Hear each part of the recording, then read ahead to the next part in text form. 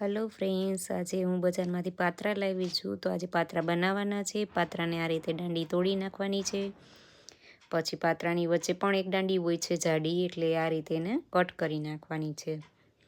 પછી પાત્રાને આ રીતે પાનને સારી રીતે પછી આપણે એમાં પાણીમાં ધોઈ નાખવાના છે. આ રીતે ધોવાઈ ગયા પછી હવે એનો આપણે મસાલો તૈયાર કરશું. મસાલા માટે ચણાનો લોટ, ચટણી, મીઠું, હળદર, ધાણા જીરું અને ખાંડ, અને પછી આ રીતે આદુને પીસી લેવાનું છે. આદુને પણ એમાં નાખવાનું છે. પાણી નાખીને એક ગ્રેવી તૈયાર કરી લેવાની છે. પછી પાત્રાના પાન આ રીતે થાળી ઉપર તમે વ્યવસ્થિત રાખીને એ ગ્રેવી લગાવવાની છે. આ રીતે લગાવીને પાન ઉપર પછી તમે બીજું પાન લઈ શકો છો, એની ઉપર પણ ગ્રેવી લગાવવાની છે. પછી તમે ત્રીજું ચોથું પાન પણ લગાડી શકો છો અને રોલ બનાવીને આ રીતે બાફી નાખવાના છે. પછી બફાઈ ગયા પછી આ રીતે કટ કરી લેવાના છે.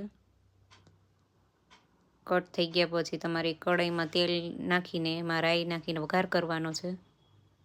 હિંગનો પણ વઘાર કરવાનો છે. આ રીતે પાત્રા નાખી દેવાના છે.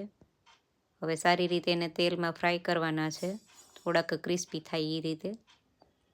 પછી ઉપર ખાંડ નાખવાની છે, લીંબુ નાખવાનું છે. આ રીતે એને મિક્સ કરીને થોડા ક્રિસ્પી કરવાના છે. થઈ ગયા છે પાત્રા તૈયાર, અને તમે ડીશમાં એને નાખીને ખાઈ શકો છો. ચલો એને ડીશમાં આપણે નાખી દઈએ. ચલો પાત્રા ખાવા.